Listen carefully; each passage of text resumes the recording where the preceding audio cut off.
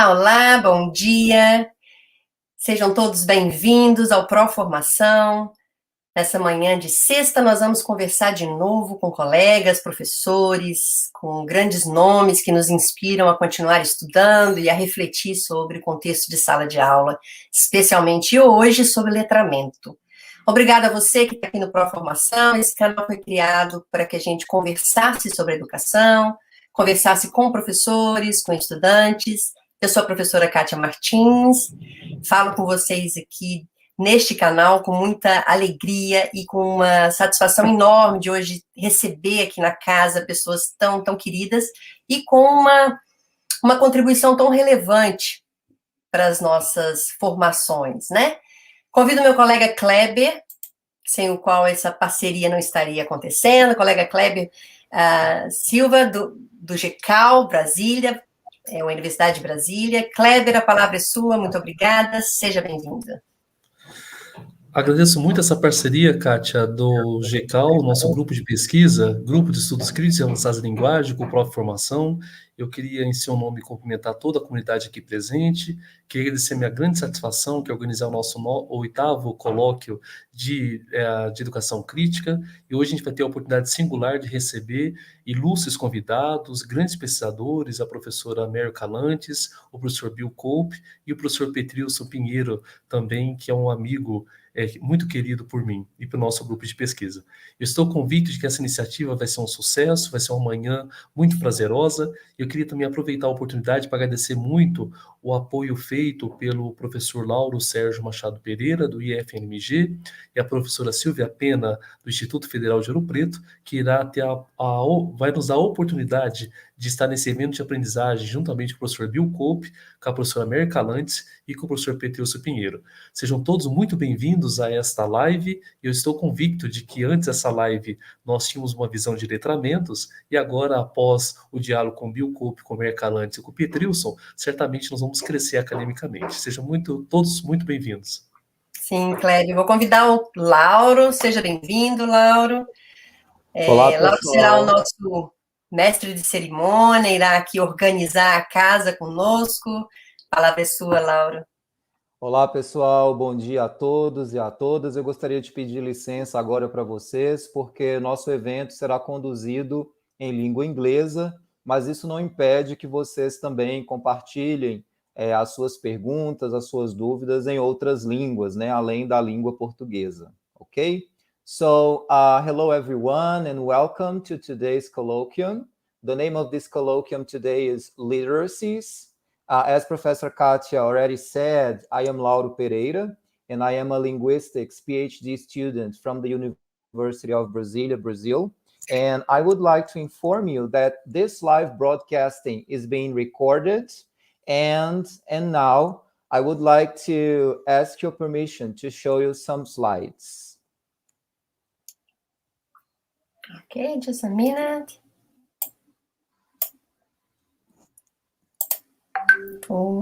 Só um minuto, Lauro.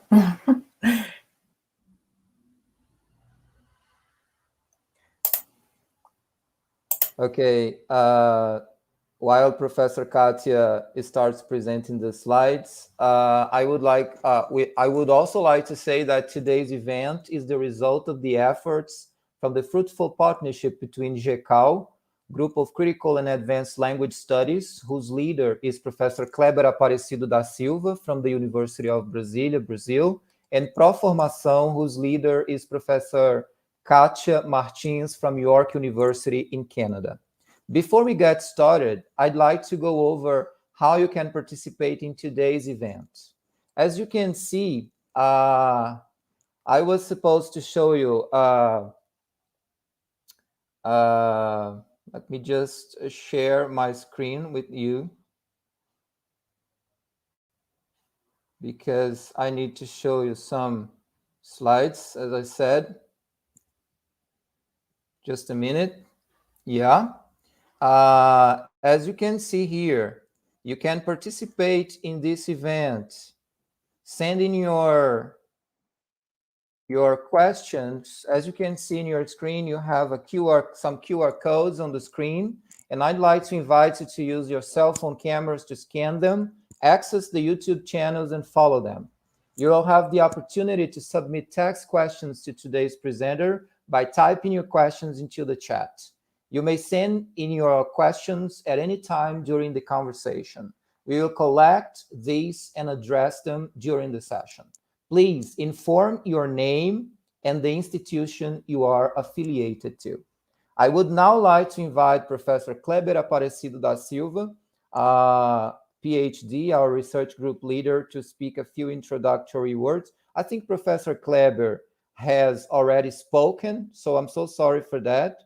And now I will invite Professor Sylvia Piena from the Federal Institute of Minas Gerais, Brazil. Professor Sylvia is going to mediate this colloquium today. Thank you, Professor Sylvia. Thank you, Lauro. Hello there, everyone. It's such a privilege and an honor to be here this morning, and I'm sure we are going to have a great opportunity to learn from these high-level researchers. I'll start by reading a bio from Professor Kalantzis, and they have, Professor Kalantzis, Professor Pinheiro, and Professor Cope, they have such a long CVs, and I'm going to read the main points so we can get started with the colloquium. So, Dr. Kalantzis was from 2006 to 2016 the Dean of the College of Education at the University of Illinois, Urbana-Champaign. Before this, she was Dean of the Faculty of Education, Language and Community Services at RMIT University in Melbourne, Australia, and President of the Australian Council of Deans of Education. With Professor Cope, she has co-authored and co-edited so many books, really, and I'm going to mention a few. So we have Towards the Semantic Web, Connecting Knowledge in Academic Research from 2009, Pedagogy of Multiliteracies in 2016, E-Learning Ecologies, Routledge, 2017, and the 2-volume Grammar of Multimodal Meaning, Making Sense and Adding Sense, from Cambridge University in 2020.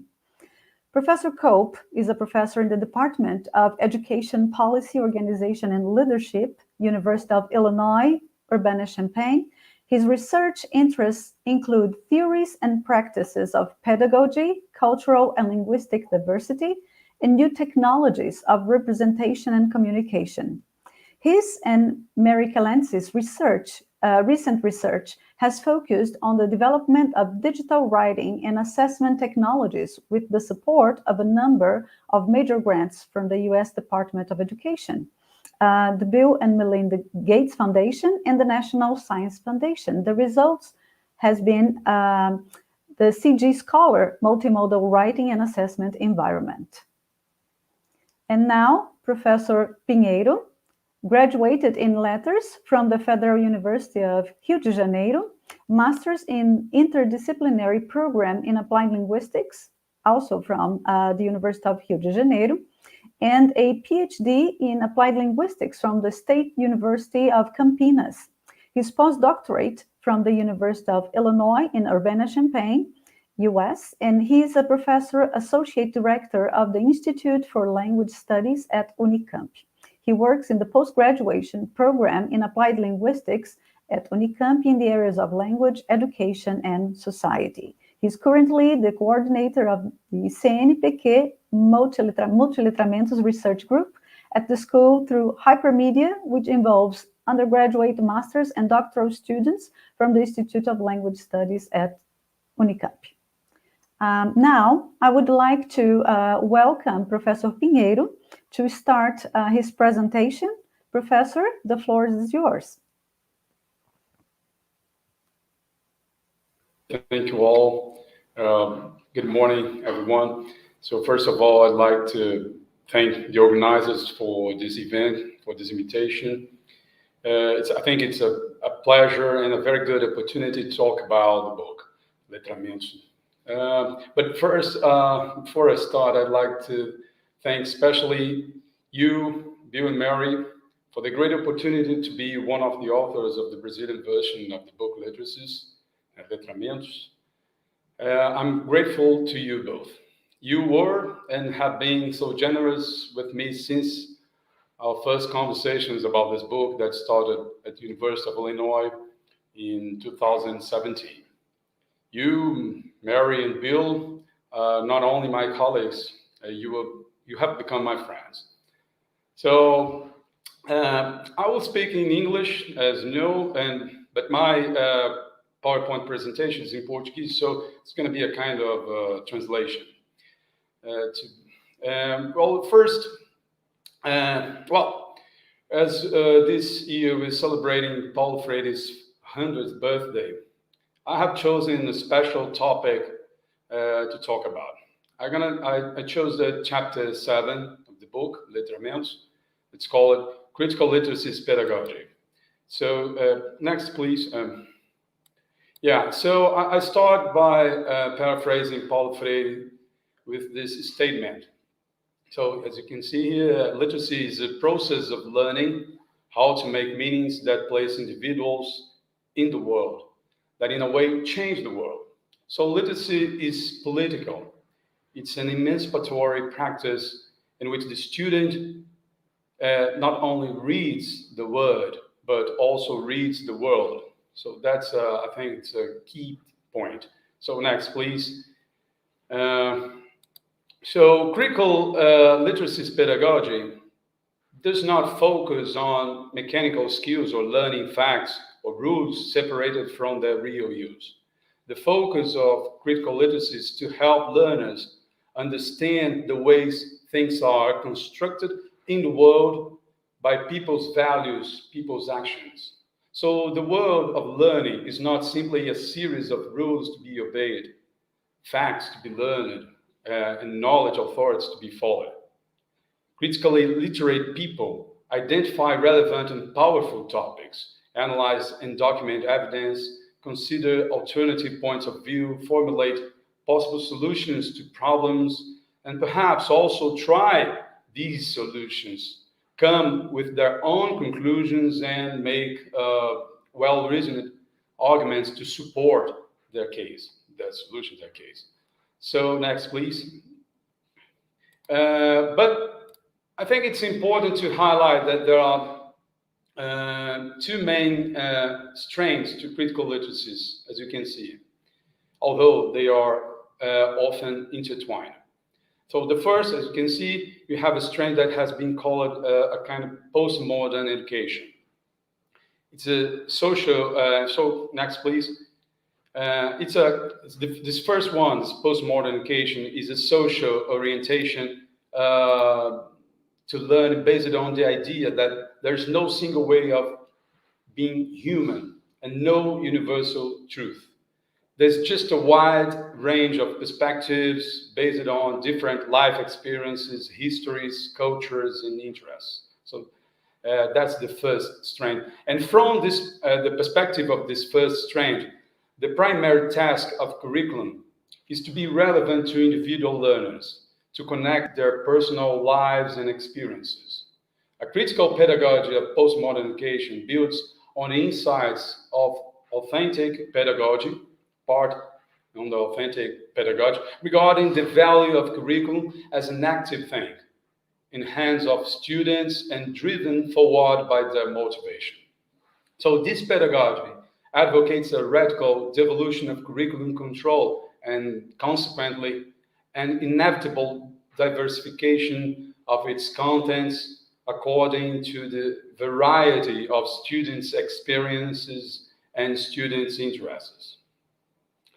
It's interesting because by the first 2 decades of the 21st century, this critical pedagogy and postmodern education has moved in the direction of this strength towards a theory of cultural and linguistic difference. So for this approach, there is not a superior literary canon or an official standard form of the national language. There are only different literary, discursive, and cultural traditions. So, nor are there fixed language facts, only language and dialect variations that are relative to different cultural needs and cultural interests. So central to this critical vision of literacies in the plural is one key point is the student's voice, which in practice means many different voices. You can think in the classroom context. So the teacher in the classroom then is seen as only a facilitator who gives the students space to voice their own interests in their own discourses. Of course, in a world of cultural diversity, of multiple gender identities, of many different types of family, of many subcultures, of many different varieties of languages and dialects, different differences must be recognized. But only recognizing differences are not enough, because not all differences are equal. We cannot leave them the way they are, or we would be regarded as equal. So one question I think it's a quite interesting thing is how to deal, for example, with, now I can see nowadays, fake news. How can we deal with fake news on social networks if we simply adopt a view of a teacher as only a facilitator, and all that matters are the student's voice? Or if all differences are equal, living differences the way they are can also mean living inequality the way they are. Inequalities the way they are. Do all truths matter? If so, including the ones that are only apparently truth. So shall we leave the truth the way they are, or leaving fake news the way they are because they would be kind of expressions of cultural, social differences? So that's, I think, our questions for us to think. So next, please. Next slide, please. Yeah. And so by contrast to this first strand, you have the second strand of critical literacies. It kind of based on Paulo Freire, is one of more connected to Paulo Freire's perspective, which consists of process of thinking and activities of reflection on social reality. From this perspective comes the idea of critical thinking, Paulo Freire's idea of critical thinking. That is, learning to see the world from multiple points of view and not assuming that things are exactly what texts say they are.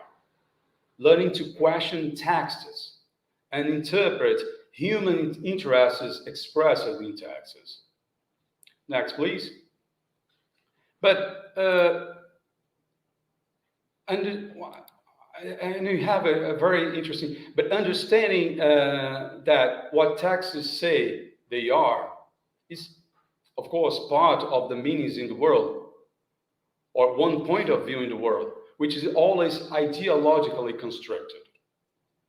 Well, we really need, in this way, a kind of analytical perspective of critical literacies that understands that meanings are ideologically constructed and crossed by power relations, marked and intertwined with the different interests, gender, race, social classes, sexuality, and so forth, but also intertwined with different modes of meaning construction. Next, please. So, you know that the knowledge process involved here, I'm talking about, is basically analyzing critically. And we explore this knowledge process in the book LETRAMENTOS, because it interrogates the purposes of knowledge and texts, and engages in critique and inspires learners to consider themselves to be agents of change. But to read the world we have nowadays, a very complex and diverse world, we really need a critical literacies approach that departs from the idea that not all the differences are equal. I mean, not only multicultural and multilinguistic approach, but also that these differences are crucial elements to face inequalities. So one important question to be raised is, How can we critically analyze the purposes and interests of specific texts? Not only written texts, but also multimodal productions. Next, please. Next. Yeah. So to answer this question, we need design elements to critically analyze different social culture contexts and matrices involved, as well as different modes of meaning. In this way, the design elements of meaning we have in our book, Letramentos, allow us to make the same questions about the meaning to refer to different modes. These design elements are, in the book, divided into 5 questions about meaning that we might ask of any meaning, in any mode, to undertake design analysis and a common meta-language for working with both the similarities and the differences of each of the modes of meaning. So these are, as you can see, 5. So to refer, the previous one, please. Yeah,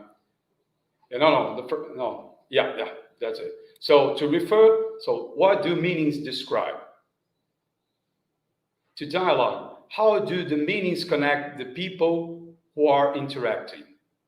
To structure, how does the overall meaning hold together? To situate, how are the meanings shaped by their context?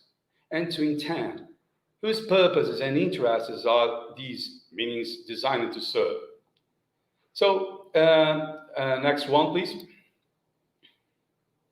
Yeah, so we refer to things, events, processes, and abstractions.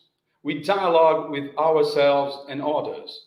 We structure our meanings in ways that are both conventional and always innovative, to the extent that every new design uniquely recombines available designs and leaves a redesigned meaning. We situate our meanings in contexts, or at least find that they are situated in a context. And we intend when we position or encounter meanings in webs of purposes that express our interests.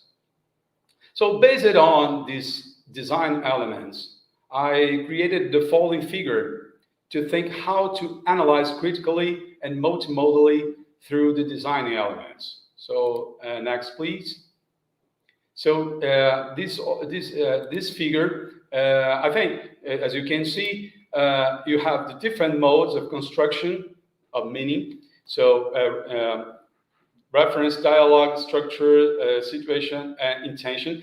But you think about these elements, design elements, in different social, cultural contexts and matrix. So you can join, I think, with these design elements, which combine both a critical social cultural and a multimodal analysis, more than read the word, they enable us to read the world in Paul Freire's terms. So I think it's a quite interesting perspective to analyze both multiculturally, multilinguistically, but also multimodally.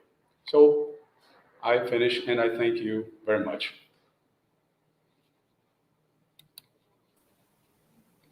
Thank you very much for such an enlightening presentation, Professor Pinheiro. I would like to invite now Professor Bill Cope to give us his presentation. So, Professor Cope, the floor is yours. So, yes, wonderful. Great to be here. And actually, Mary and I decided we'll get on the same camera, and that way can be a little bit of a dialogue, and we'll go backwards and forwards. So we'll have our 15 minutes each, but we're going to have 30 minutes together. So,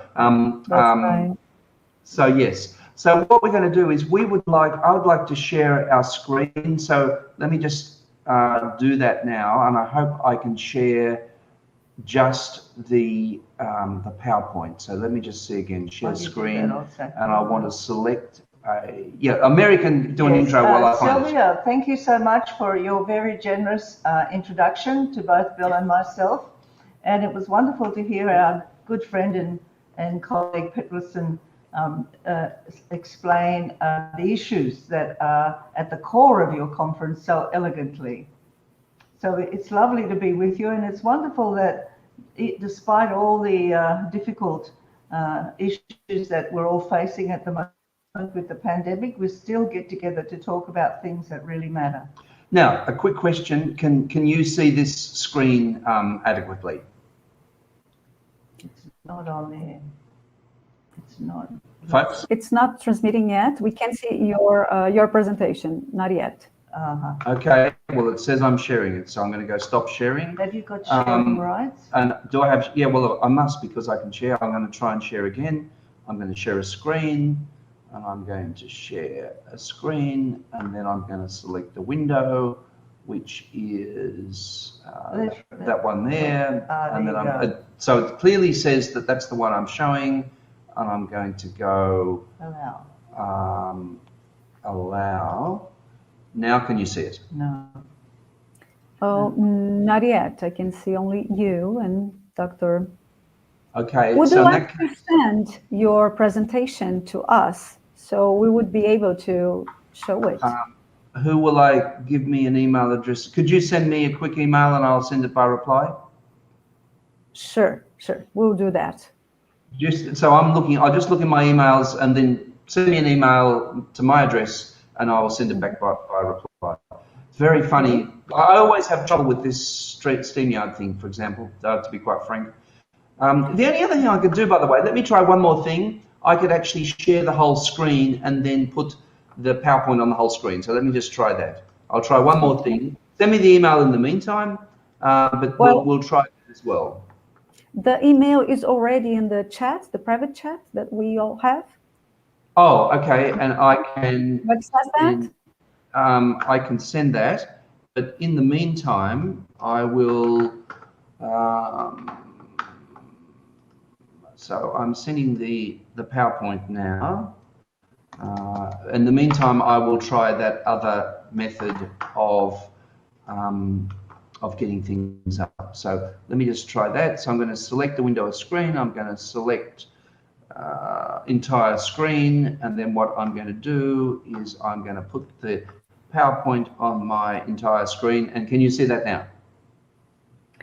No, not yet. Okay, it's not working, Bill. Well, I think we will have to wait for our organizers to do that. So don't worry. They're going to be doing that very shortly. Okay, so I will stop sharing. Well, it doesn't look like it's shared anyhow, so I'll try once more. I'll keep trying. Okay. The PowerPoint is on its way to you. Let me just check. No, it's still filtering out, unfortunately, because it's quite a big file. So no, we definitely need this. Let me try once more. I know this is a problem that I always have with this StreamYard thing. So I'm going to go entire screen, allow. Right. Can you see my entire screen?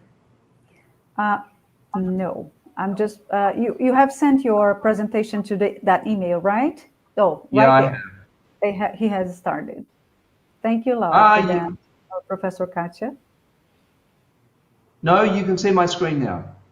Oh, okay. Yeah, the very messy screen. You can see my very messy screen with too many things happening. So what I'm going to do now is make that the full screen. Yeah. Okay. And how does that look? Perfect. Now? Perfect. Okay, let's go. Okay, I'm going to get Mary to kick off then. Yes. Oh, okay. So we've just heard Petrilson describe, I think, very well the work that we've been doing for many decades now related to how we engage and prepare learners for the future. And his book, LETRAMENTOS, which is it's not just a translation of our literacies book, it's grounded in the local context. And we're very grateful to him for doing that. And we'd be interested to know the degree to which the book has been taken up by others. But what we're going to do is repeat his presentation, in a sense, from the perspective in which we created these ideas originally. So, of course, we called the work that we did in English Multiliteracies. It was a project that involved a number of collaborators over 25 years ago now, when we got together in New London to talk about what the future was like and how, you know, educators don't prepare people for the moment. They prepare them to work and to be citizens and learners into a future that is changing all the time, particularly in the way in which meanings are made. And that's everything from medicine to, you know, engineering to teaching. And we had two multis, as Petrilson rightly pointed out, to the idea of multiliteracies. And one was about the life world. Every learner in every environment brings the life world with them. You know, their diversity is part of who they are and how they make meaning. So that part of any learner's orientation to meaning making has to be recognized and always factored, because learners don't come into environments just to learn. They also live in that environment. And then if you say, what are they learning in terms of literacies? Well, our case was then and is now that there are multiple modes for meaning making. We call them now forms in our more recent work.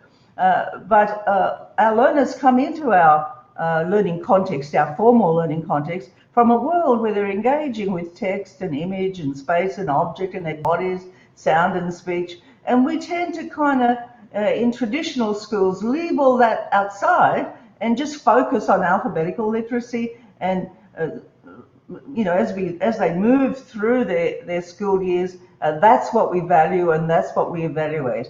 But given the power of the digital now that has saturated every domain, we believe it's very important that we understand meaning making in its multimodal or multiform way. Now, what we're talking about here is this idea of the life world, which is, you know, the everyday world of experiences. And of course, you know, students come with a lot of stuff they've already learned. We're constantly learning stuff in an informal way. And you know, how you look up how to do something, you're involved in affinity groups and communities to practice. So there's a lot of informal learning that's happening in the life world. What we do in educational institutions is more systematic, and we come to this idea of knowledge processes a little bit further down in the argument, which are deeper understandings, critical reflection, broad. So this is learning by design. This doesn't happen incidentally in the life world. So making that distinction and building the connection between formal learning and the life world is very important. All right, so what do we do in order to address these issues? In terms of literacy and the reform of literacy, we ask three basic questions. What is happening in the world that requires us to rethink literacy? I think that's really important. I think Petrilson mentioned some of those issues. The world around us and the world of the learner has changed significantly. And then the second question to ask, once we've answered that question for our own classrooms, is, so if things have changed, how do we address that change in what we do? What are we actually teaching? And we have a frame, multiple modes, not just alphabetical literacy. So the what is the second question we ask. But the third one, which was equally important, you heard Bill just say learning by design, is how? How do we do that? And unfortunately, in many classrooms, you know, educators use worksheets and textbooks and it's sequence, but it's not designed for the why and the what, right? So we believe that pedagogy, appropriate, purposeful pedagogy, what we call the knowledge processes, have to be selected by the educator to relate to the individual, to the group, to the subject area. So these are the three questions we ask of literacy. We'll follow with the way in which we answer them. And also, they're the major parts of the LETRAMENTOS book. So, we're going to go through these 3 questions now in a synoptic kind of way, but the book is the long-playing version of the same, actually, this argument. So, question 1, the first question about the why. So here's a kind of a map, and the book, I think, chapter by chapter does is it looks at these major changes happening in the world of working life, personal life, public life. And what we come to conclude is that there are a couple of major forces there which are pretty important. One is diversities of all kinds around culture and race and all these other categories that are there to describe that diversity. These things traditionally schools try to avoid or ignore or submerge, but in fact these things are incredibly important in all these domains of life. But also we're in a world of digital transformations, where working life for many people is being transformed by digitization, automation, personal life, social media and the like, but also life, the questions of participation by these digital means as well. Is this kind of one instance of the world shifting in these directions? So, and one of the things that we do, and I don't know the chapter numbers, whether they align with the chapter numbers of the English language book, but we talk about these differences in what we try to do in a pragmatic kind of way. So we talk about the material differences, which are really about class, trial, and family learning resources, which are actually resources to knowledge as well. Education.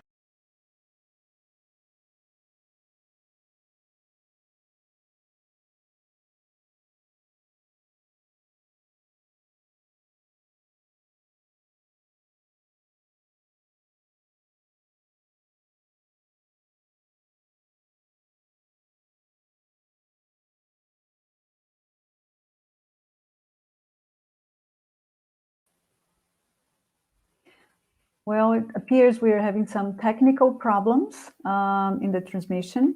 So I'd like to ask you to wait a little while, and they'll be right back. I'm sure they're trying to fix the problem. Our organizers are also working to fix. Right? We're living in this digital age, which is wonderful, but not perfect yet.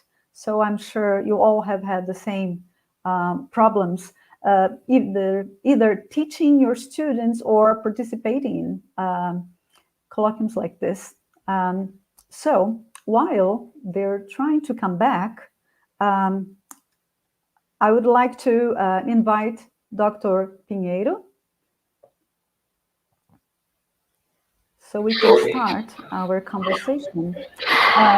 Dr. Piero, first of all, I would like to thank you for the superb work you have done, not just by translating, but by adapting the book, such a great book, to our Brazilian reality. And that is, for me, one of the best things, because we are in a country where we have so many inequalities.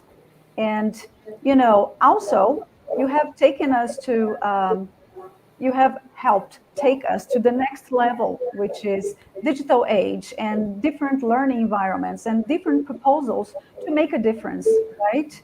And that has been precious. So thank you very much for that. Oh, I thank you. As I said in the beginning, it's a very good opportunity to be here to talk about the book. I think it's a real pleasure to be in this project that started 3 years ago together with Bill Cope and Mary Kalantzis. Yes, definitely.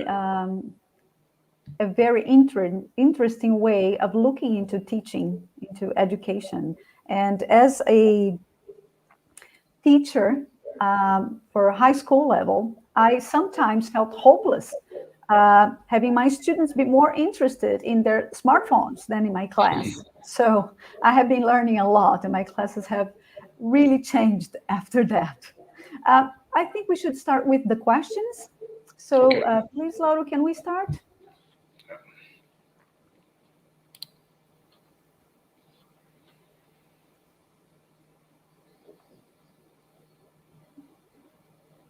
So I think we have Yes, right there.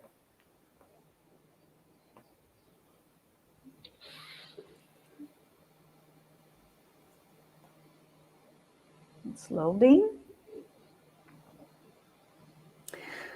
Okay, so we're supposed to do this in English, so I'm going to read the English version. Feel free to answer it. One of the differentials of the book Literacies is the organization of information. Can you tell us how you thought about the organization of the book and of the work? Or actually, how have you thought, how was it to translate and adapt the book to Brazilian reality? Well, in terms of organization, it basically follows the same project of the original project of the book, Literacies, published the first time in 2012 and republished in 2016. So it's basically it is you have an introduction and you have the three axes originally proposed by the New London Group in 1996. So you have the why of multiliteracies, but here we call the why of literacies, which we consider much wider than multiliteracies. Mm-hmm. And so, and you also talk about some approaches to multiliteracies, the didactic approach, the authentic pedagogy, the functional pedagogy, and then the critical pedagogy. And then we're going to talk about the what of multiliteracy, the what of literacies, and then the how. So basically, it maintains the same old project. But I think what is quite different from the original book is, of course, some explanations, some things that I try to bring to Brazilian context, and particularly some examples, both examples from official documents such as the Base Nacional Comum Curricular, mm-hmm. and other documents, as well as very specific school examples or examples from Brazilian researchers and researchers that who deal with specific school contexts. So some of them, including work with me. So it's quite interesting. That's why I think it was basically, that's why I consider it as a version, not exactly as a translation of the original book. So basically is that. But of course, I'm just thinking about in the second edition, maybe I'm going to bring some other ideas.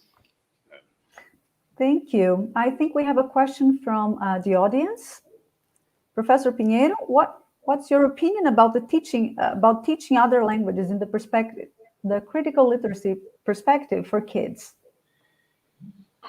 Well, Naldo, I think it's an interesting question. Of course, first of all, I think before thinking about what kind of languages should we teach, so before answering this question, I think we have to think about, first of all, to look at the context you have. Of course, thinking about Brazil, you have a very, very complex context in Brazil. You have people learning different languages, for example, indigenous languages that are very important in some contexts. And I participated in some projects and people, some teachers are teaching indigenous, very local indigenous languages. And it's a very, most of them are very interesting projects. So I think, and including kids in first years.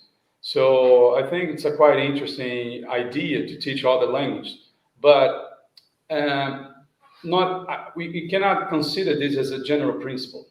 What I mean is that if you just think, oh, I have to teach English or Spanish or Portuguese or Italian or French or any other language, just because you consider them important, it does not make so much sense. Mm-hmm. I think it must be first related to a real project that, of course, includes a global perspective, but also, and most importantly, a local perspective that gives people much more a wide and much more a complex view of how to teach different languages. So, and you, of course, you're going to have a second question that departs from this first one. Because once you have a complex context and you understand this context, you probably know how to deal with this. So you're not going to teach any language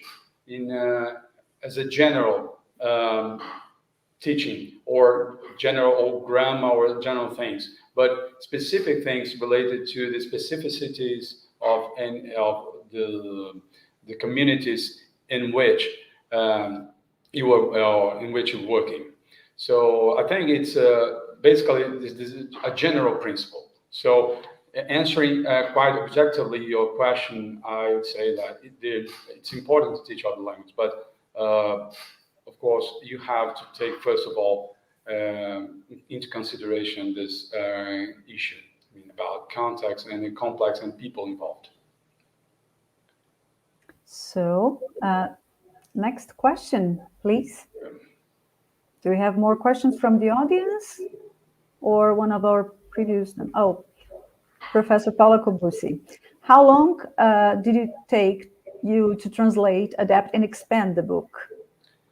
Well, the first conversations about the book, as I said in my presentation, started in 2017.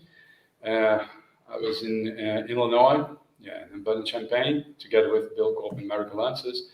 So it's important to highlight here that Bill, first idea was Bill's idea, and I didn't say that, but I'm saying now. He invited me for this project as a co-author, and he said, "No, I think it's not a good idea to translate the book, but to really prepare, to Brazilian version." And we talk a lot about this project. And so it was born in 2017, so 3 years ago. And then I started 1 or 2 months later. And then it was a huge, it took me a lot of time. Just to adapt, to expand, to bring some examples and to create the whole project. And 3 years almost. Since the beginning. So the whole process, I think it was more something like 3 years, not mistaken. Yeah. Okay. Gabriela Martins. In Brazil, some definitions receive criticism, like the world of work. Therefore, associate pedagogy with neoliberal issues. How do you understand this? Yeah. This is a quite interesting question, Gabriela, because I know in Brazil, for example, since the first readings of the manifesto published in 1996, some people understand it as a kind of new liberal manifesto in some perspectives, So, and the idea of criticism, and it's quite complicated in some contexts, because some people, tend to think that, okay, let's think about one single point about criticism. For example, students, I'm going to use a very buzzword in our academic world now in terms of criticism. This word is... let me see. And I'm going to give you a very specific example. A student to be critical. What does it mean to be critical? Yeah. So the word critical has become kind of a buzzword. A word that everybody has to be critical nowadays. I know that. But to be critical is what? So it depends on the idea you understand the word critical. You can, of course, understand it in a neoliberal perspective, from a neoliberal perspective, or you can understand it. So that's why in my presentation, when I brought both perspectives, for example, a postmodern perspective, which is, of course, not a neoliberal perspective, but it can be, in some contexts, interpreted as a neoliberal perspective. And you have kind of Paulo Freire's perspective, which obviously there are some similarities, but are some differences. So I think we have to think of a definition of criticism that really understands that, for example, students, talk about technology nowadays. Yeah? Technology, of course, is important to deal with technology, to try to understand what's going on in terms of digital literacies, what people are doing. But when you go back a little bit and just take a look how students, what they do today, it's much more complex. When you think about, let's see the experience we have had in the last 2 years, almost 2 years during the pandemic. So let's take a look. Some students don't even have a mobile phone to study, or don't even have internet, or the internet is very unstable. So how can you speak? How can you talk about technology or technology appropriation by students if they even have access to the internet or a mobile phone? So to be critical in this sense, it's not only to adopt an approach to technology, but to an approach to the ones involved in this process. So how technology also marks a very unequal context between a certain group of people who do not have any access at all to this technology, and those who have some access, but they don't know what to do with these kind of things. But sometimes when you talk about criticism technology, you just think about one specific group, one of these groups, but the other one. So how about these people who don't have any access to this kind of technology? So how can we deal with this? Basically thinking about school contexts that are, of course, in Brazil, school contexts are very much complex. So we have to take a look very carefully. So the word criticism has to be continuous, reimagined, redesigned in terms of terminology. So all the time. Thank you, Professor. Actually, the audience, some people have been asking if we could switch to Portuguese since our foreign guests are not here yet. So would that be all right? Much better. Okay. So the next question, it's in English. I'll read it in English and then you can answer in Portuguese.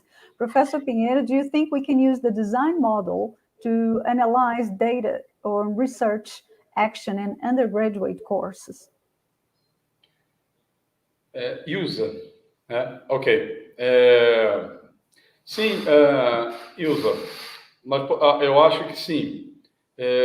Claro, aí é preciso situar também, como você fala, analisar dados, né, numa pesquisação, né, em um curso de graduação, é possível, mas eu acho que... Então, mas antes é preciso entender como é que você está pensando. Então, por exemplo...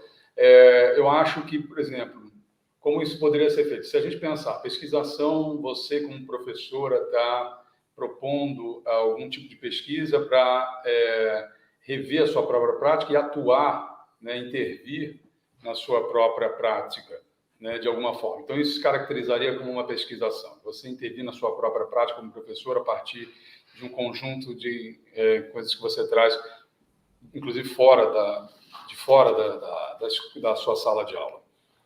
Então, é possível. E aí pensar, por exemplo, como dentro do modelo de design, quer dizer, como os designs disponíveis tradicionalmente estão disponíveis para os alunos naquele contexto, né? Como eles vão sendo ressignificados. Aí eu acho que no processo de design é a atuação, é a intervenção do professor que vai trabalhar junto com os alunos, porque o redesign, quer dizer, o resultado disso vai ser outra coisa. Uma coisa que não é nem aquilo que era antes, porque já houve a sua intervenção, né? Mas está ligado àquilo que era antes. Então, eu acho que é bem interessante pensar assim. Thank you very much.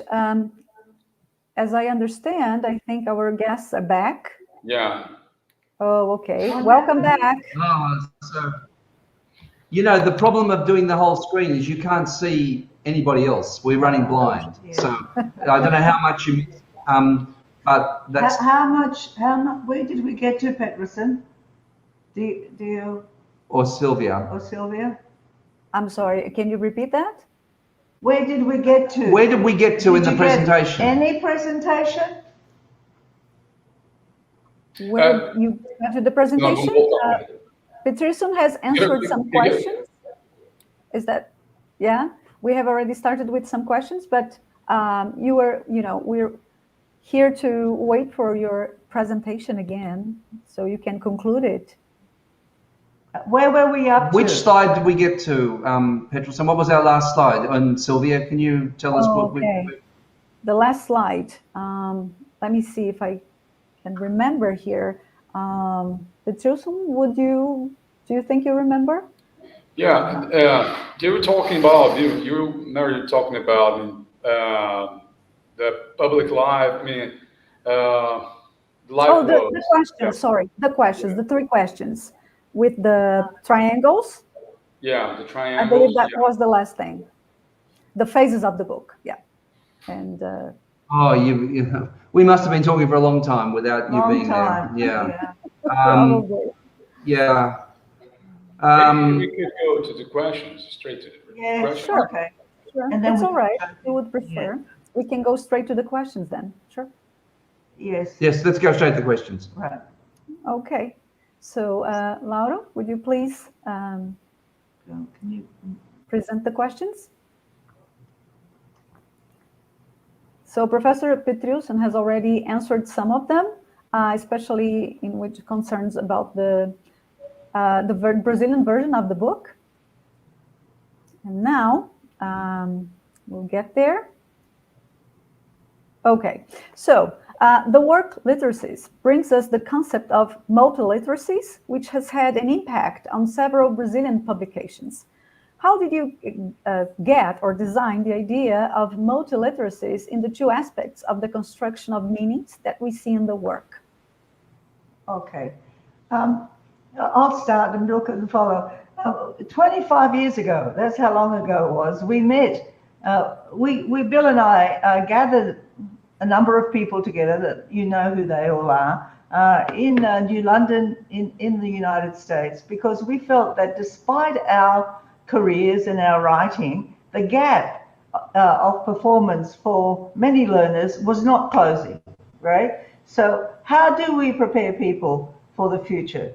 That's the question we ask. What is it that learners need? Because we don't, as I think I said at the very beginning, we don't prepare people for today. We prepare them for their future as workers, as learners, as citizens. So that we were talking about those issues, and we the thing that came to the fore for us, it was an issue of justice. Our learners are from different backgrounds. They have different languages, different discourses, different ways of engaging. So that was one aspect that we had in mind. The other one was that the digital, even then, was becoming so important, and that meaning was made in different modes. So all the multi-part of it was that the life world of every student came up with a way of making meaning in alphabetical literacy, but alphabetical literacy was not all that was going to be there in the future.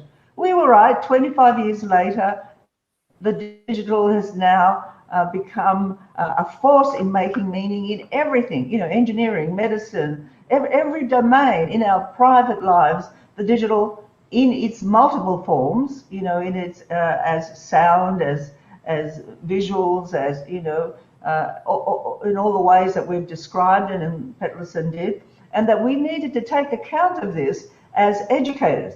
So when learners came into our classrooms, they brought their lives with them, the life world. They brought their differences with them, which we had to accept, and we had to prepare them for a world of meaning making that was multimodal. Bill, would you like to add in? No.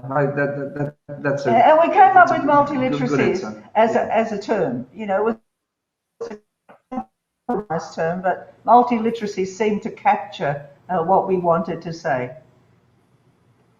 Okay, well, the next question, which for me is really interesting because of the Brazilian context, in the work Literacies, you consider the importance of literacy for citizenship. And Freire, 1992, affirmed in his studies that language is the path to the invention of citizenship. To what extent can a critical literacy pedagogy represent the guideline for a more egalitarian and humanized education? I'll say something first and then Bill. You know, language no longer is the most powerful way of making meaning, right? For citizens, right? We know that. We had a president in America that just used Twitter, and which is a different form of language. It's not the sort of language that we imagine. I use the example of the prison in Abu Ghraib. In Abu Ghraib, that terrible prison in Iraq, right? The Red Cross had written in perfect English a report about what was happening there, right? That report was public to all citizens, to all leaders. It was on the internet. No one took any notice of it.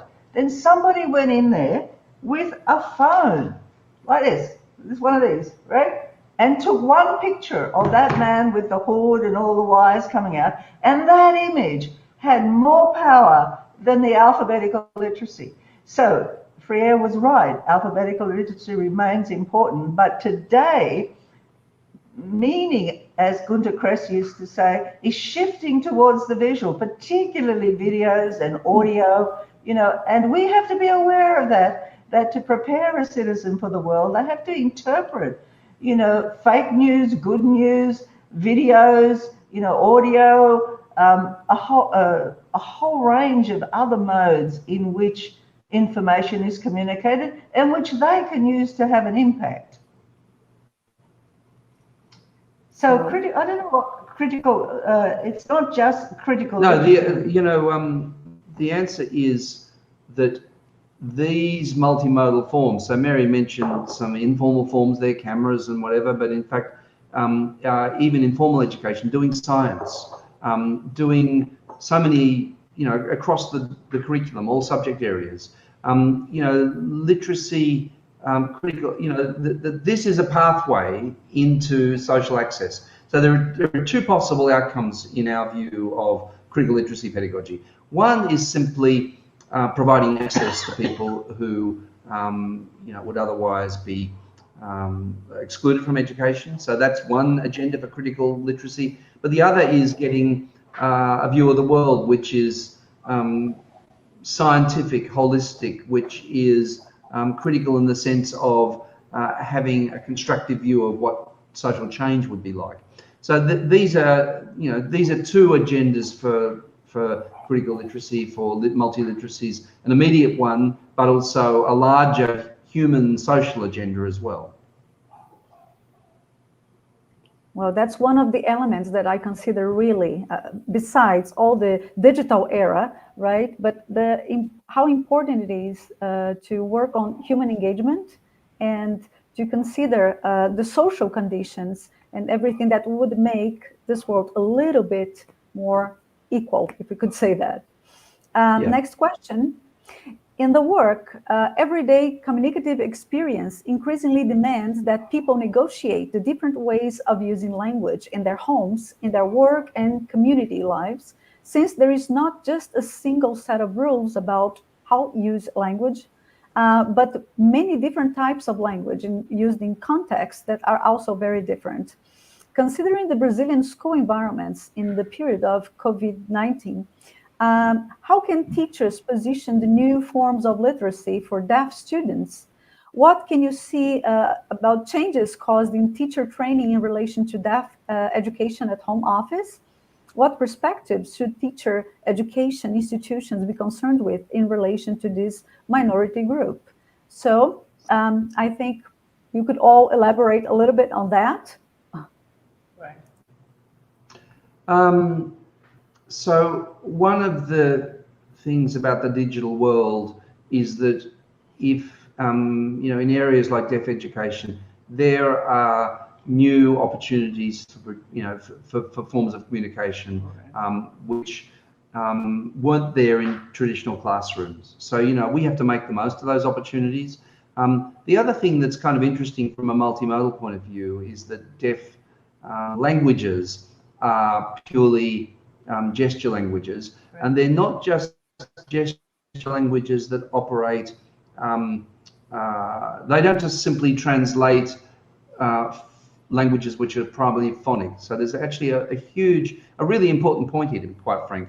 So what conservative educators want to do is they want to reduce education or reduce literacy to the apolitical, neutral politics of the transliteration of speech into writing. That's enough. Yeah.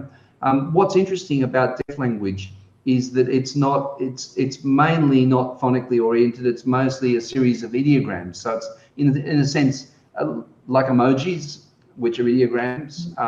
It's like Chinese, which is ideograms as well. So there are some profoundly important points there about the nature of literacy on the one hand. On the other hand, in the COVID-19 context, the possibility that we've learned from these new media, new ways of interacting around these barriers, which were traditionally considered to be disabilities. In our classes, in our master's and doctoral classes, we do have deaf students, and we're all teaching online, of course, and so the captioning that is available now that didn't used to be available before has become a regular part of the way in which we teach. So that's one of the ways in which the digital can allow us, even during this COVID period, to engage with learners, both if we can sign or with captioning simultaneously in these spaces. So just a little concrete example, the students we have in our program who are deaf would be really struggling in a conventional program, right? So in other words, and the reason why they do, Mary and I only teach online. We have several on-campus students, but we have 200 off-campus students who are mostly doing masters and doctoral programs with us, including fully online doctoral programs. The deaf students are in our program because it's more accessible and because they don't miss out on anything. They can participate in everything. So, so there's writing, there's captioning, there's visuals. Right. It's a multimodal engagement with the content area, and it's afforded by the digital in ways that traditional classes couldn't do it. Okay, Professor Petrilson. Yeah. So just say that when you're talking about multimodality, that's also body movement, body spacing, gaze. Yes. So all the things matter, especially for those like deaf people. And the interesting thing about multimodality, by the way, is that it's possible to cover the full scope of human meaning in a language which is gestural. Yes. So, you know, one of the, we have this fetish in literacy for text, for writing, and for, language in its conventional sense. Well, here's proof that, that in fact, that much can be done in a purely gestural mode. Yeah. Thank you. So, can we move to the next question? Do we have questions from the audience, or? Question 4 there. Professor Valkyria Montemor. I read the concept multiliteracies as an attempt to redescribe society from its homogeneous spirit to heterogeneous spirit. So, would you like to comment on that? Oh, a heterogeneity that had been overlooked or put aside for didactic and ideological reasons. How do you see it? Yeah, well, first of all, hello to our very dear friend and colleague, Valkyria. She's a superstar in the Brazilian context. We much admire her tenacity and her commitment. But she is correct, and I'm sorry our PowerPoint failed, but you would have heard us say this very clearly, that our learners live in the classroom as well as learn. What does that mean? In their living, they bring with them their life world, they bring their families, they bring their wealth or, their socioeconomic difficulties. They bring with them whether they've eaten that morning, breakfast, they bring, different ways of expressing meaning in their families. We can't just put that aside and say, you know, you're all the same. We're going to do Portuguese, classical Portuguese in the traditional way, and you all have to come along and be on the same page. Well, that's why we get this huge tail of underachievement, and the learners who are already there in this space can access that because they're privileged and they're aligned with those privileges. But the world is not like that. Every learner, even if they come from the same suburb into a school, bring these differences with them from their life world. So we said right up front, life world and multimodality have to be recognized and harnessed. And quite often it's very hard for one teacher and 30 students to do that. And it's the architecture, the traditional architecture of the school that is about, it's not just the ideological part because that's there, but it's the architecture, the materiality of traditional classrooms, you know, the way we resource it with the textbook, the exam, the seating, the space, the four walls, the one teacher, which forces teachers into this, what we might call singular, ideological, that is, which is the best way, right? They think there's one best way, but there can be no best way in learning, given what learners bring from their life world into that environment.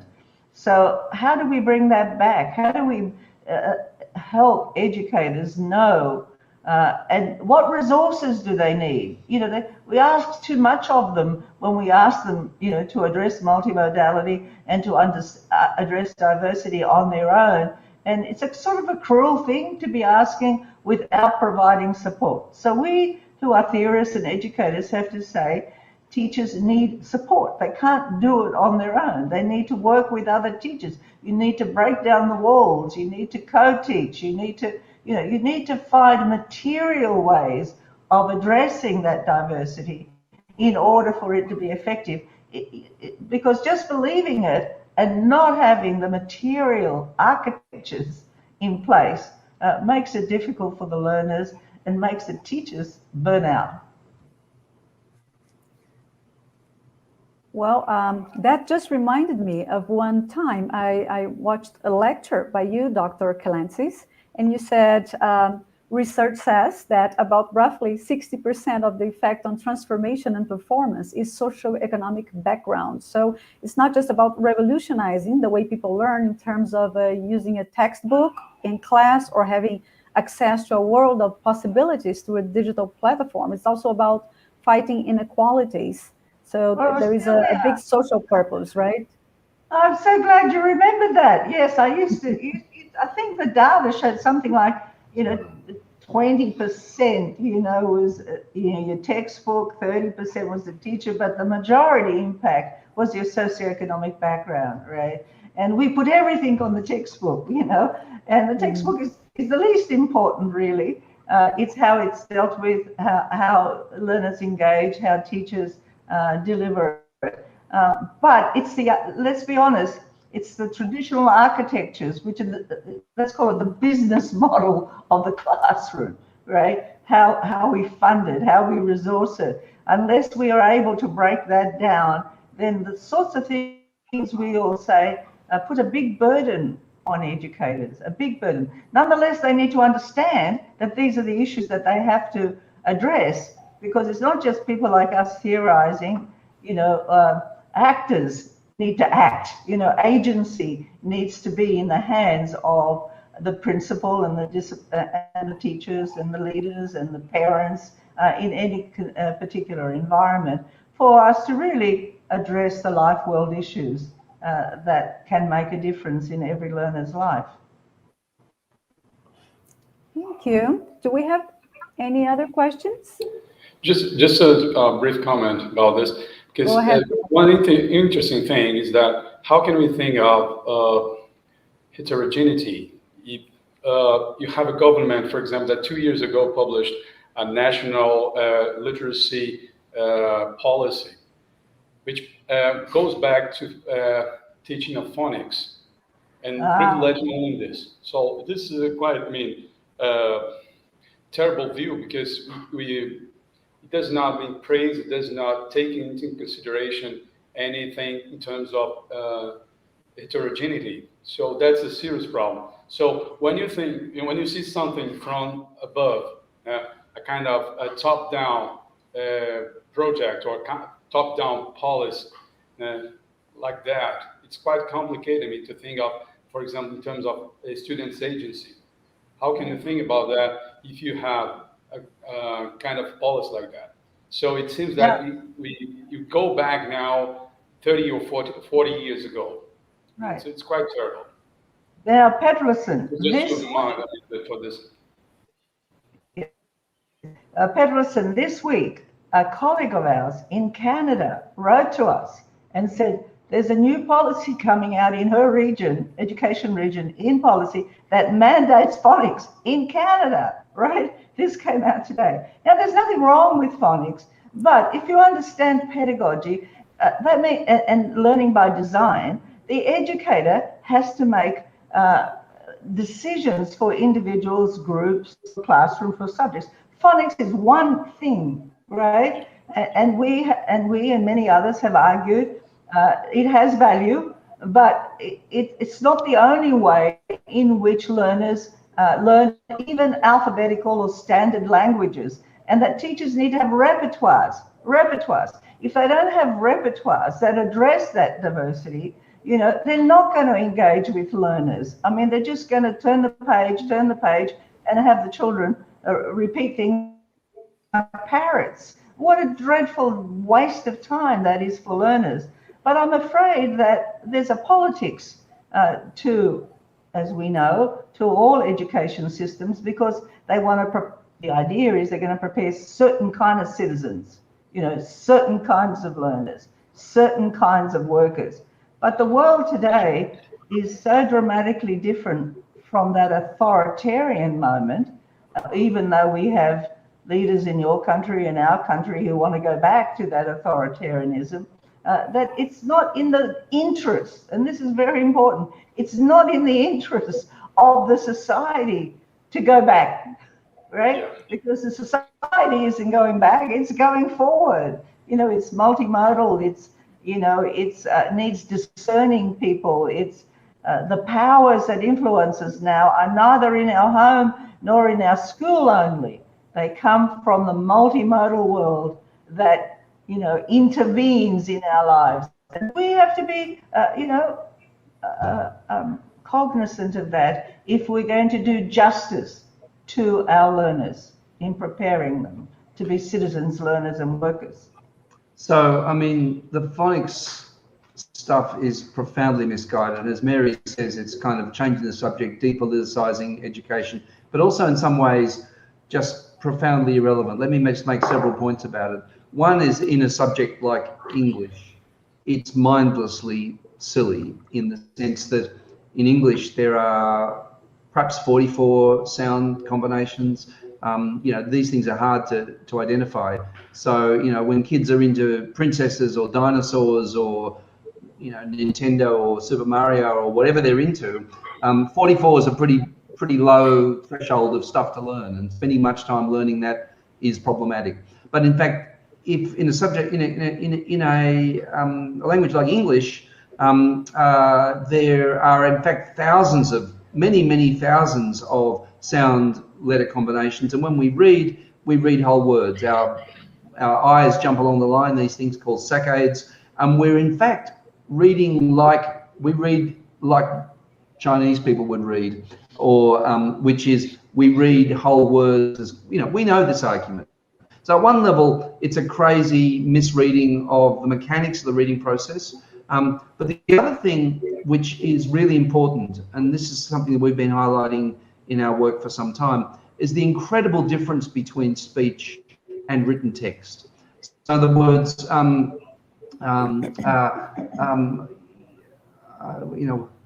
it's a pity we never got to talk about some of the stuff in the talk, but when we do science, for example, that what we're doing is we're turning actions in the world into so a lot of speech is action oriented, right? Whereas what we do is we turn those things into objects and things in science. That's a method of scientific thinking, for better or for worse. That's the way it is, and that's how you do well in these tests. But the other thing, which is a profound point about our senses, is that what we do when we do writing is we're arranging text on a two-dimensional plane, which is essentially a visual exercise, to be quite frank. And to think that we just transliterate speech onto that page, it's incredibly hard. It's a huge jump between the sounds of speech, which, by the way, happen in time. So I'm talking now, and the primary organizational principle is time. Whereas on a page, the primary organizational principle is space, which is this two-dimensional array of, and by the way, with word processors and texting, we're backwards and forwards in this two-dimensional array, organizing our thoughts in a way which is very different from what we do in speech. So in other words, this is such a gross oversimplification that it's really hopeless pedagogy. Question 5, a good question. Would you like me to read it? Yes, yeah, do go. In Brazil and in the United States, contemporary political manipulation has recurrently used through new technologies, various modes of meaning to persuade people to follow certain ideologies. Do you believe that the effectiveness of this manipulation process is due, in part, to the lack of critical training in people's repertoire in relation to the interpretation of multimodal texts? Right. You know, that's a question being asked everywhere, all over the world. That is being asked as we are not prepared. And partly the education system has said, you know, the digital is the devil, right? We are face to face. We have our textbooks. We have, you know, and it's partly our own fault as educators that we haven't prepared our learners to engage with this avalanche that's coming to us through the multimodal ways. Now, I just want to step back a bit. In the you know, alphabetical literacy, you know, the printing press wasn't invented that long ago. You know, before that, people used oral language and were multimodal in the way they communicated. But the minute we got out, you know, standardized print, right, it opened the world, but it closed the world. It meant that priests and powerful people determined what went in the books, what went in the textbooks, right? So there was a sort of a closure around the diversity that existed before in human life, right? Because humans existed on this planet for centuries and centuries in their multimodality, making meaning and leading lives. But alphabetical literacy had this ironic, you know, the printing press had this ironic double opening and closure. Now today, we're fighting that same opening and closure, right? Still in the classroom, where we're still arguing about what's in the textbook. We're still arguing about what's in the curriculum as if there's only one way. We have it in our own space. You know, although knowledge is about research, you know, and there's a relationship between the academy and the practitioners, right, in knowledge and in education, there is a battle there too about moving away from canonical gold standards of history, of language, of science, right? And the science part of it, we kind of put aside, you know, in a subject area. Now, in everyday lives now, the digital has allowed anyone to say anything to anyone in their private space and in this device that they carry on their bodies, right? They carry this on their bodies. And so they get pinged every day with information, right information, wrong information. Sometimes you can't even cut it out. You know, the new architecture of the new technology is always going to get to you, always going to find a way to get to you. So while we're using these for good purposes, the negative purposes also stream in. So we have a moral obligation, and it is an issue of justice that we prepare our learners for that world, right? For that world, and not to think that the classroom is separated from that world, right? Not to think that history is separated from the world in the textbooks. not to think that social studies is separated from the world, not to think that science, because what the textbook did is it separated knowledge from the world, synthesized it in a textbook, and then put the lid on it and said, that's the truth. Well, now there's these other truths coming, even around this terrible pandemic. We can't agree about what we have to do in relation to the science, So we are, as educators, in a difficult situation. But that's why we come together like this. That's why, Sylvia, you have conferences like this, where practitioners and researchers come together to kind of reflect on their practice, to collaborate, to create networks to help us be strong and to survive and to be able to enable our students. There is no single answer, but we need to know the complexity of the moment and the currents. And we're stuck in those gold standard things from the priests and the kings and the people who make and close knowledge. And so, there's nothing more important, I believe, in the world than the educator. The educator plays a really important role in society. And we have to keep educating ourselves and keep expanding our tools. And more important than anything, collaborating, working together in networks to sustain each other in what is going to become a more difficult issue, whether you take climate issues or health issues or work issues. The world is dramatically changing, even as we try to hang on to what's familiar. Professor Petrilson would like to comment on that? I like, okay. Just one observation about the previous question, just because I think the adverb in part, I think it's quite good because, never fully, in my opinion, because of course, the big techs will always continue to try to manipulate people. That's part of their job. Whatever you want, whether you like it or not. So, but the point is, I think we can, when we think about an education that deals with, try to understand, for example, the process of productions of news, for example, including fake news as well, for example. So some concepts that we now buzzwords such as post-truth that we have nowadays. So try to understand this. So understand that, for example, you have fake profiles that are created by algorithms. So try to understand these things nowadays are something very crucial for education. You cannot, think of education nowadays without dealing with such things. So I think, as I'm saying, so their job is that, but I think we have, on the counterpart, try to face this in a way.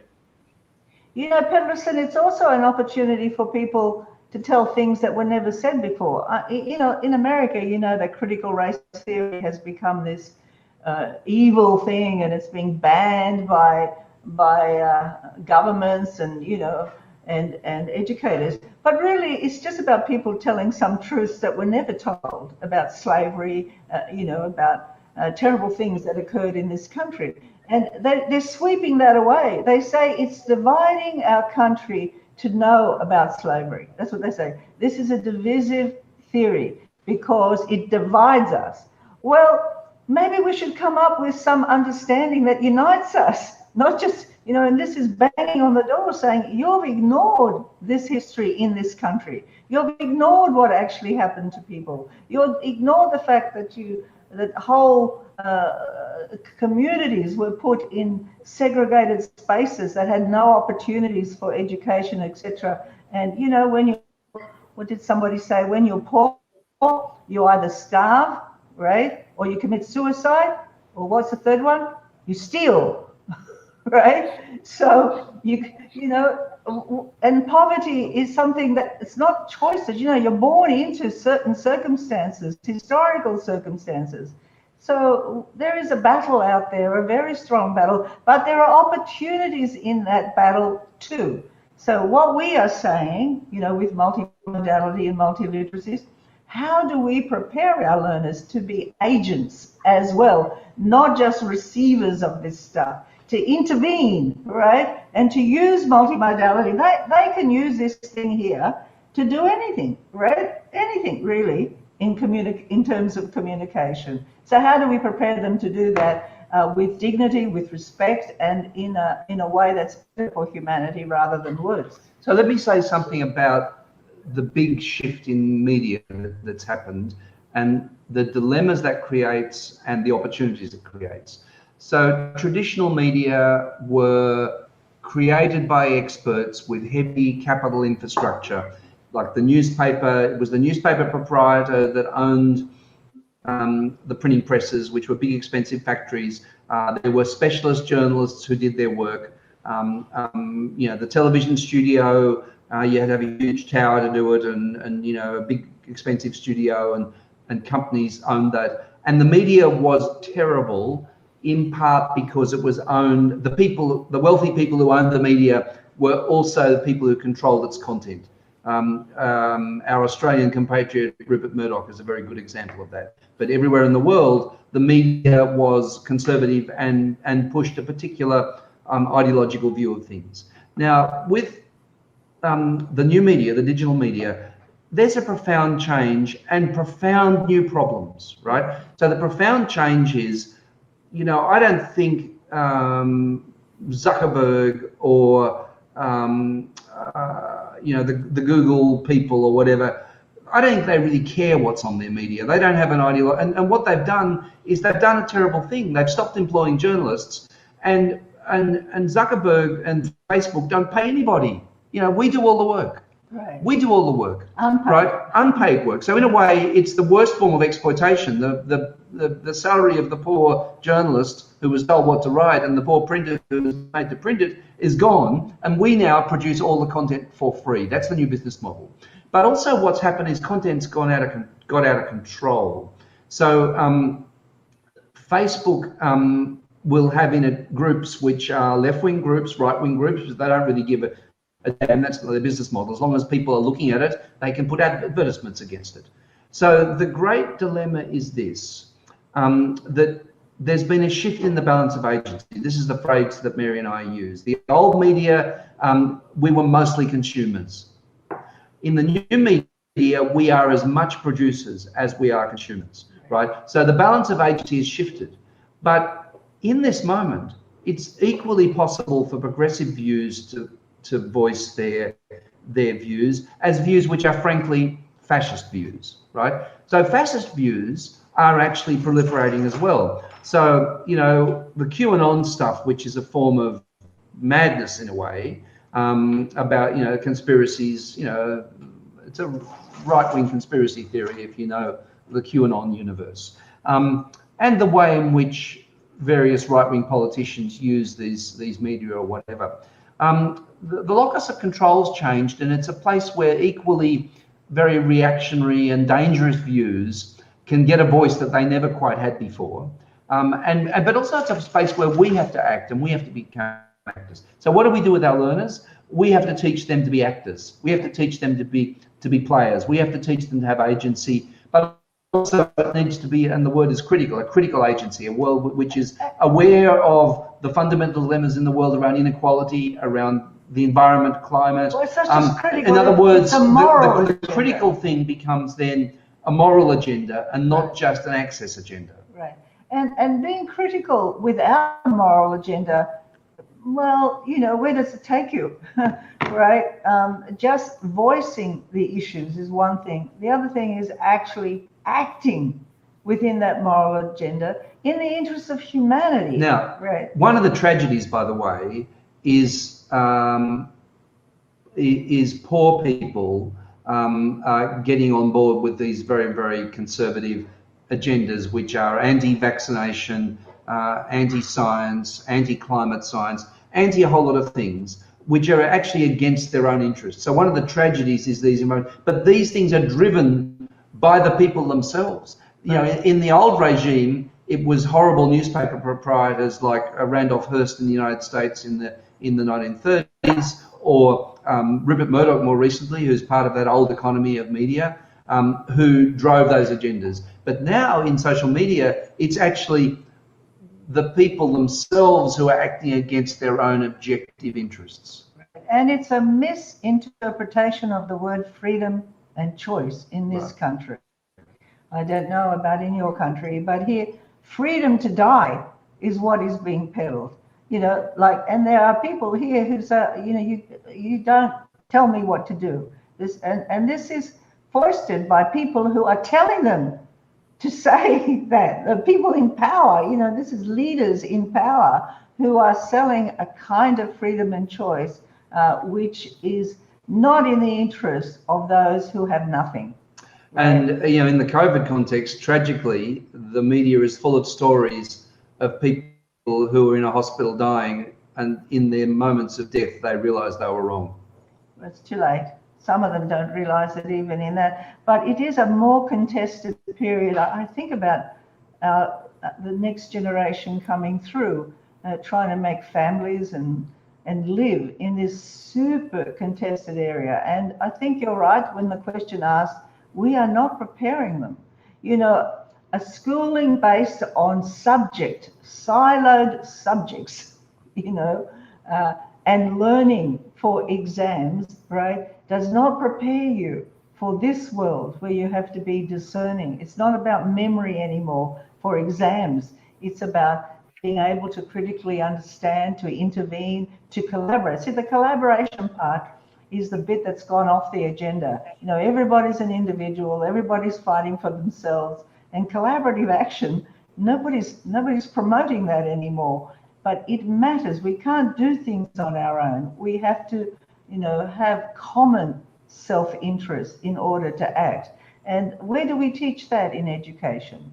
Where do we do that when every student is an individual competing with every other student and the exam ranks them, right? The test at the end ranks them.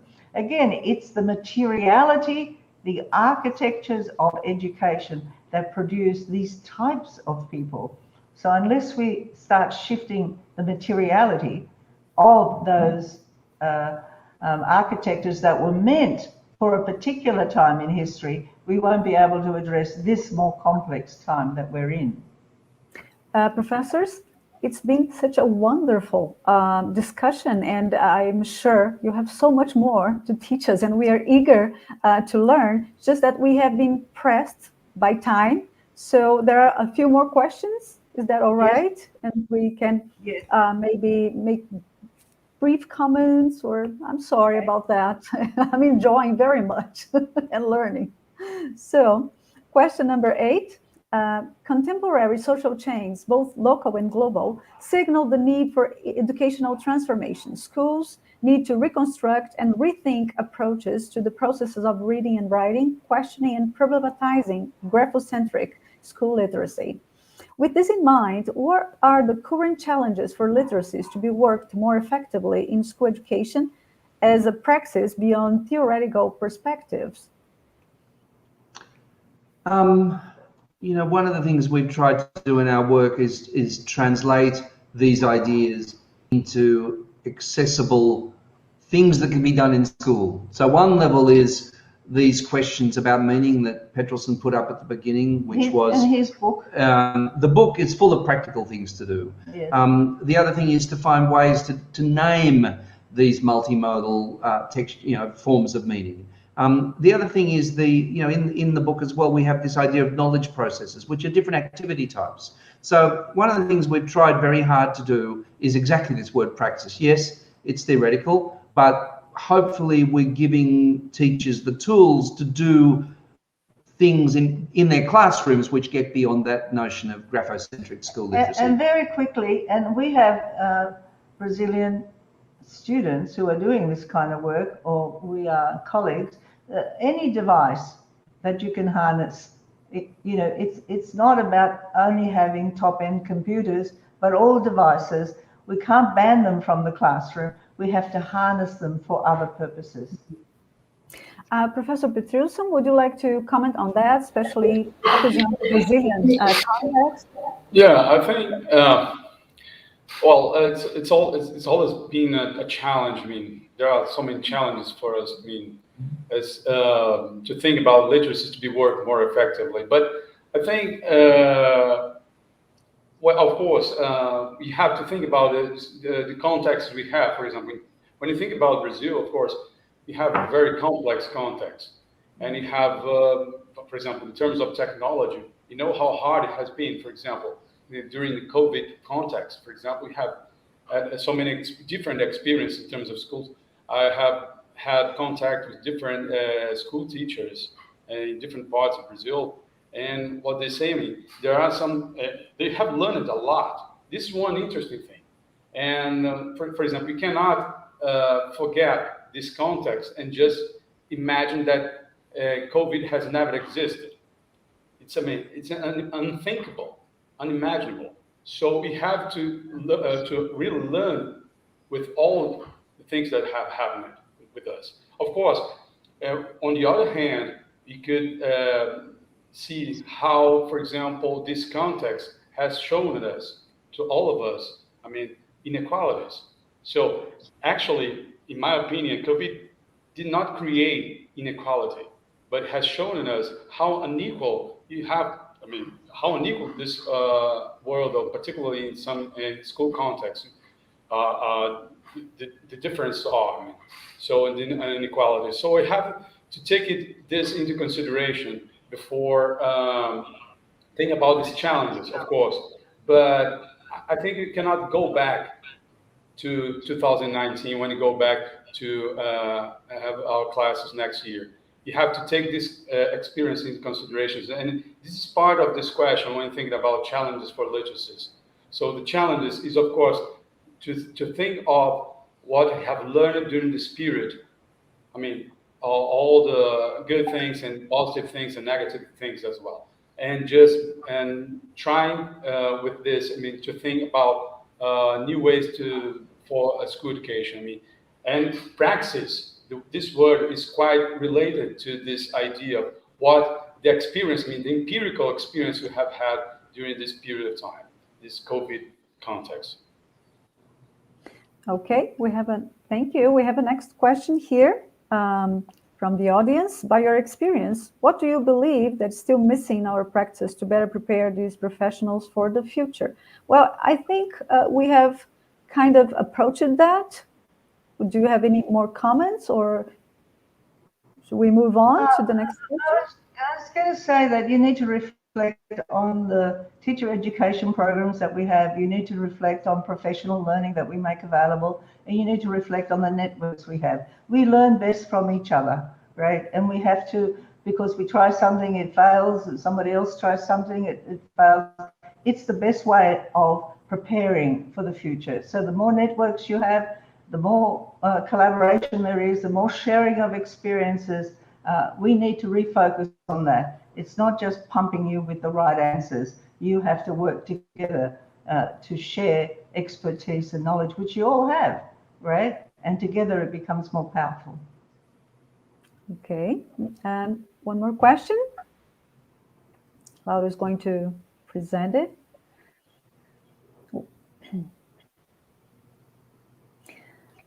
We perceive the school as an institution that promotes specific literacy practices, and that is the most important literacy institution among all, as it presents mandatory study and is the most responsible for developing reading and writing skills. Given this, how can we break the binarism between school literacies and non-school literacies?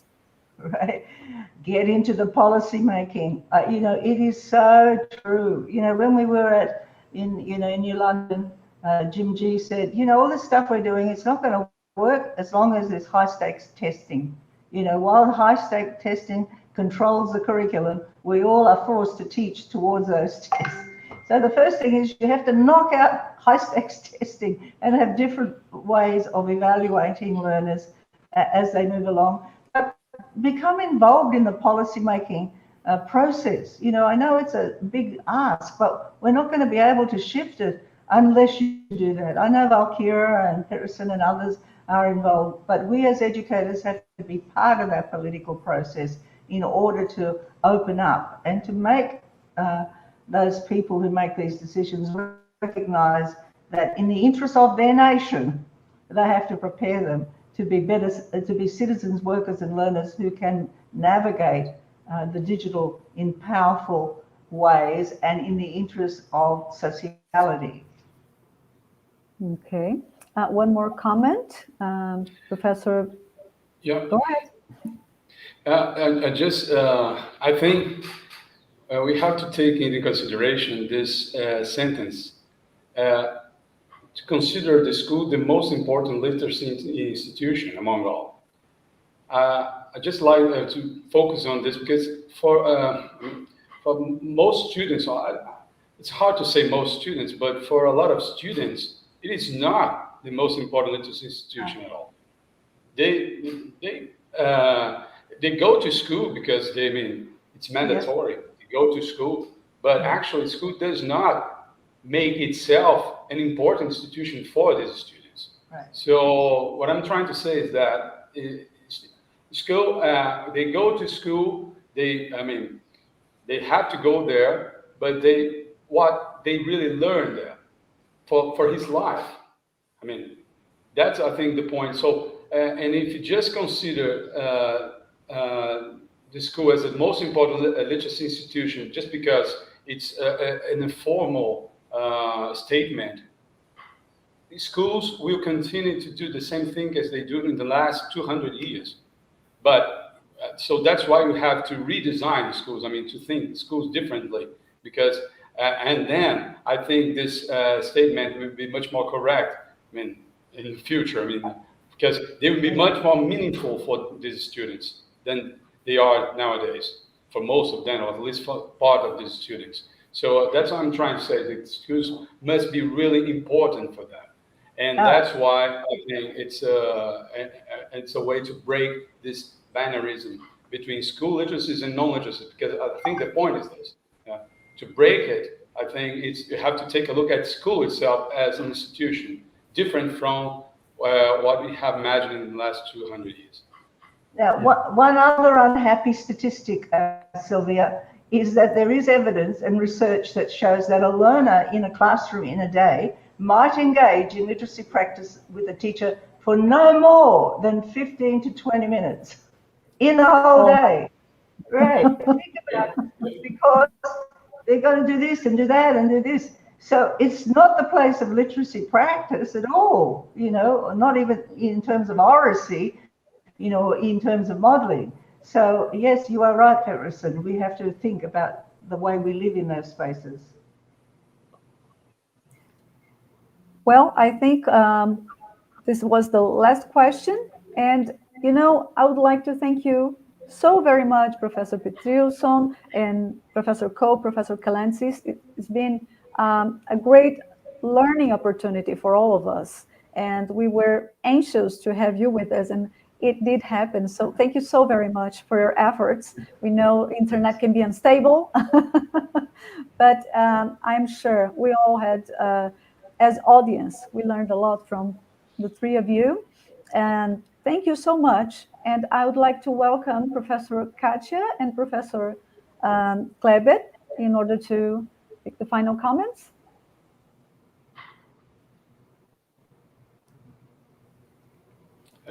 Your mic is mute.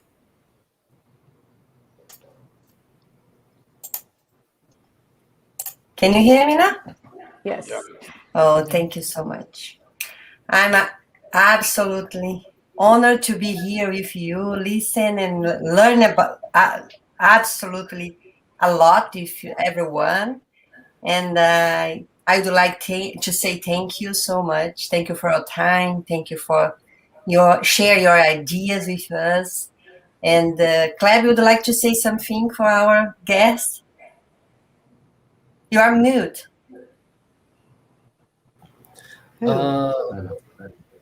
Hello, dear friends. It's an honor for us, to have this Magna class. It's a wonderful conference, a wonderful colloquium that you have. Bill, I admire you and Mary Kalantzis. You inspire us like critical linguistics in Brazil. Petrilson Pinheiro, I'd like to show to all the audience that I admire you, your effort to develop research in critical linguistics at Unicamp. And Sylvia, I really appreciate the way that you mediate this colloquium. Thank you. Well, I'm sure that our group is so proud of you because you have this opportunity to interact with you, to learn with you, and your book, Petrilson, Bill Kalantzis, it is the best, the best book that I read in this year, because this book not created a kind of theory about multiliteracy, but to show how to develop literacy in the classroom in the Brazilian context. Well, in short time, I'm sure that you'll have the opportunity to organize another colloquium in Brasilia, University of Brasilia, and for us it will be an honor to interact face by face with Bill Cole, Mary Kalantzis, and Petrilson Pinheiro. Okay, it's a wonderful for us.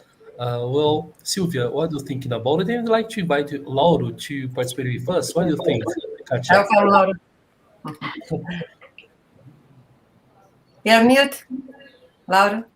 So I thank you, everyone here. Thank you, especially Professors Petrilson, Professor Bill, Professor Mary. It's also an honor to me to be here today.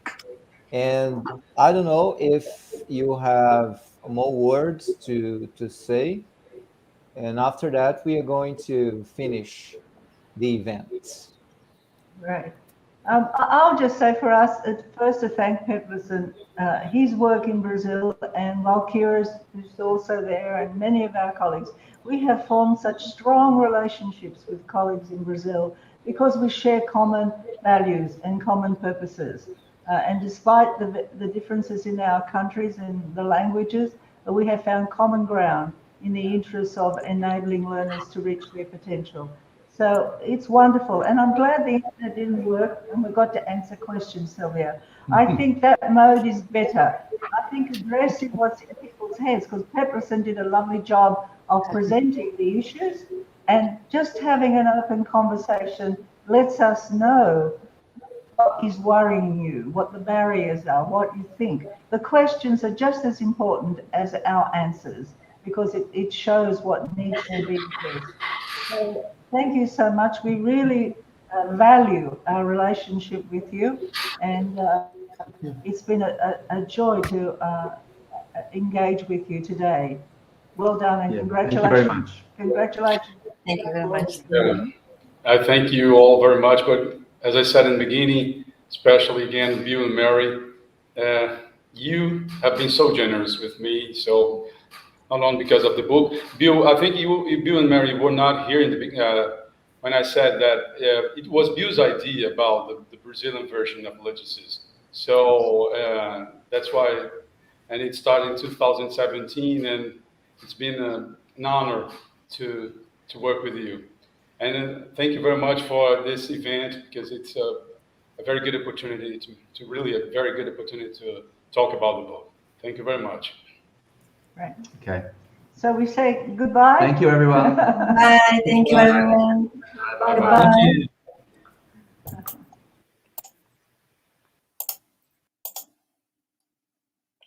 Hello, pessoal. Muito obrigada por vocês que estiveram aqui no canal até esse momento. Nós vamos continuar o nosso colóquio. Nos sigam nas redes, estejam conosco no próximo mês. Kleber, você gostaria de falar a respeito do próximo colóquio? Convidar os nossos colegas? Então, queria mais uma vez agradecer você, Kátia, né, por todo o seu apoio, né, a parceria que nós temos, que nós mantemos e vamos manter. Eu queria também agradecer muitíssimo o Lauro por toda a trajetória para organizar esse evento juntamente conosco, e também agradecer a Sylvia pela forma singular que conduziu essa discussão. Eu acredito que hoje foi uma manhã muito maravilhosa estar juntamente com você, que está nos assistindo agora. Sinta-se de uma forma carinhosa, abraçada pelo nosso grupo de pesquisa, o grupo de estudos críticos e avançados em linguagem, em parceria com o Prof. Formação.